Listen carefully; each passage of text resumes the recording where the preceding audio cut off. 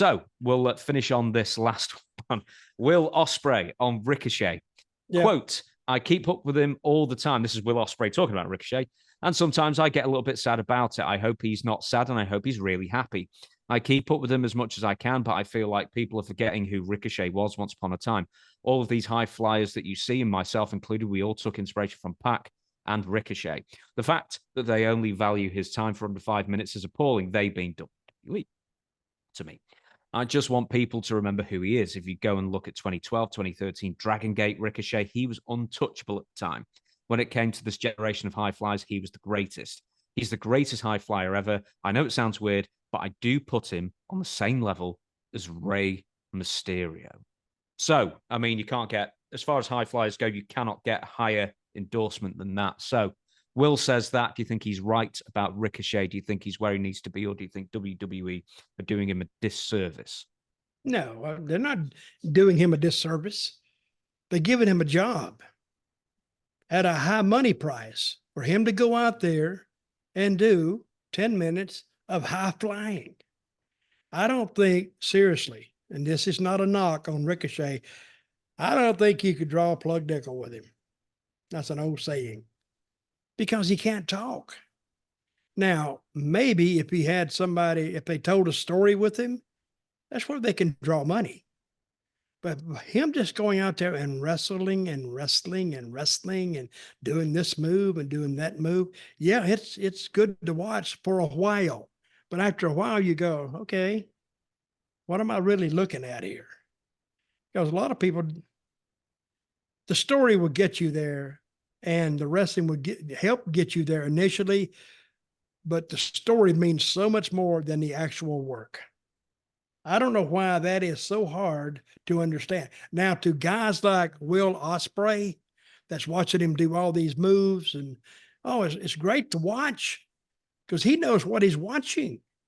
A regular fan, even a young fan, they're going to get tired of that fairly quickly. Well, the thing is with Will, I mean, he's got more charisma and he is working on his interviews and he's a decent interview now. So at least he understands that bit of the business better than Ricochet does.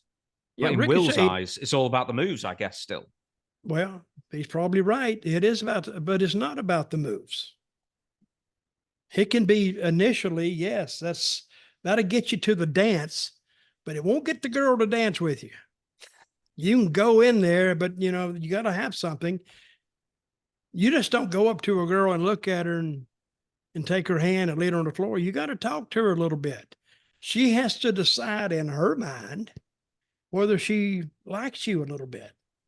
And if she would really maybe take a chance with you to dance with you and to learn you a little better and get to know you a little better. But you know who his girlfriend is, Ricochet's girlfriend is, don't you? I don't know.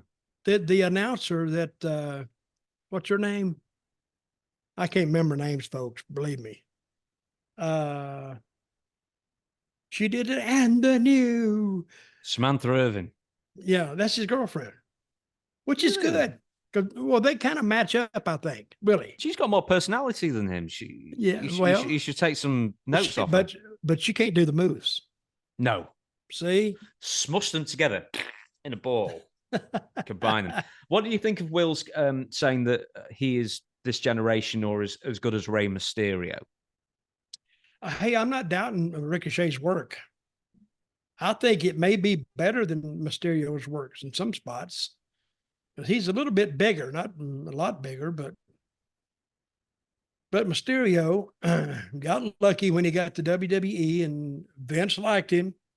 And let's take you and his lack of size actually worked for him because the people felt sorry for him because he's up against this big hulking 6'5" guy and towering over him, and people automatically pull for the underdog. You could put them on any card, and people say they're just ignorant of wrestling. Let's take them to Russia.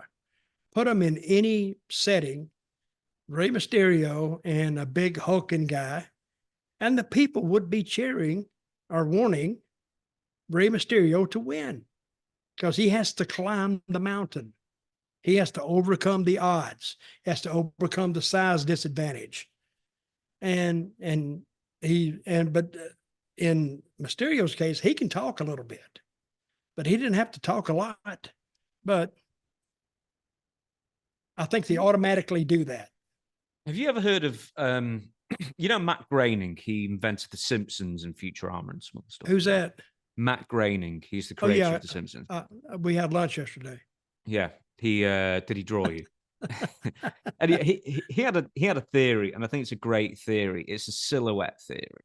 And it's not quite what I'm going to say, but he wanted all the characters in The Simpsons, or at least the main characters of the family, to all be identifiable just by the silhouette. So, Homer's bald head with the two hairs and Marge's tall. And I sort of think that's a really great thing for wrestling as well. Can you be identifiable by just maybe not silhouette, but maybe silhouette, but just a little easy sketch, just like a 20-second sketch of somebody. Like in 20 seconds, you could easily get over Hulk Hogan or a Randy Savage. Or as we were talking, Rey Mysterio would be very easy. He's got the mask, he's got the body, the tattoos and everything. He's very easy, very identifiable. Whereas someone like Ricochet is a bit bland looking. And there are a lot of people out there. When did it happen years ago? Do you remember when everyone who got into wrestling looked like either a model, because they all had like either short hair and a good body and trunks, or at some point everybody had a top knot and a beard and trunks, and then everybody just looked the same? I can't think when that happened, but I can't either, tell you the truth. But your heels always look rougher. They needed to look rougher. And your little baby faces look younger, more clean. And see, the ideal baby face, I always heard that, is the mothers want to baby them and the daughters want to them, what I'm talking about, have sex with them. So that was your ideal baby face. But in a lot of cases, you pissed off all the men. Because the men hated your ass. They want to beat the shit out of you. But not me, of course, because nobody would ever challenge me. Universally beloved. Oh, yes, I was. And they were afraid of me, too. Because you were the real universal heartthrob, not Austin Idol. Yeah, that Idol, he was too much to work with. You pull his hair. Oh, you couldn't touch him. You had to be, super light with Idol. You pull his hair. Hey, what's the wig? Oh, he would be, if you touched him. Dutch, can you take the fall for us, brother? Oh, yeah. He was too much. So,